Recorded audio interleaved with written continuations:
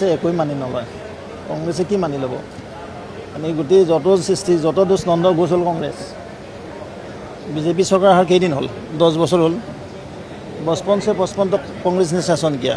कब से 1947 से 16 तक 20 में 2 गवर्नमेंट बनाया, लेकिन देश का राज्यों का गुवाहाटी का मेयर मिनिस्टर कौन सा पार्टी में? इसलिए मैं कांग्रेस को पूछना चाहिए। सुनिए कांग्रेसर दोष एया यदि पहाड़खन एनेকুৱা নহ'লে হয়, गुवाहाटीत अनअथराइज अकुपाइड নহ'লে হয়, ইলিগেল পজিশ্যন নাপালে হয়, আজি হয়তো গুৱাহাটী মহানগৰখন এক সুন্দৰ পৰিৱেশ হৈ থাকিলে হয়। গুৱাহাটী মহানগৰখনৰ এক্সপানশ্যন হওক, কিন্তু ইয়াত যি পাহাৰবিলাক দখল কৰি পেলালে তেওঁলোকৰ দিনত অবৈধ নাগৰিকসকলে, তাৰ পৰিণতি আজি আমাৰ সমাজখনে ভুগিব লগা হৈছে।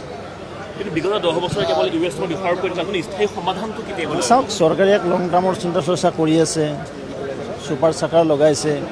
আমিও ভুক্তভোগী, যিসকল আমিও যিহেতু আহোঁ বিধানসভাত, মই আজিও দেখিছোঁ ঠায়ে ঠায়ে পানী আছে।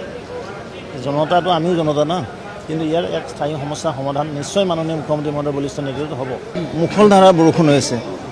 মই ভাবোঁ চৰকাৰখনৰ সদিচ্ছা আছে, GMDৰ সদিচ্ছা আছে, বিভাগৰ মন্ত্ৰী ডাঙৰীয়া আছে, ডেভেলপমেণ্ট অথৰিটি আছে, সকলো মিলি এক মাষ্টাৰ প্লেন বনাই কিদৰে কৃত্ৰিম বানৰ পৰা মহানগৰবাসীক উদ্ধাৰ কৰিব পাৰি নিশ্চয় আমাৰ চৰকাৰখনে আগবঢ়াই লৈ যাব। চাওক বিষয়টো এটা লং টাৰ্মৰ কথা আছে। এক দীৰ্ঘকালীনভাৱে সমস্যাটো সমাধান কৰাৰ কাৰণে চৰকাৰে প্ৰয়াস চলাব লাগিব আৰু নিশ্চিতভাৱে চলাই আছে। আৰু যি মুখলধাৰা বৰষুণ হয়, আমাৰ যিবিলাক ড্ৰেইনেজ আছে, এই ড্ৰেইনেজবিলাক ছাবমাৰ্জ হৈ যায়।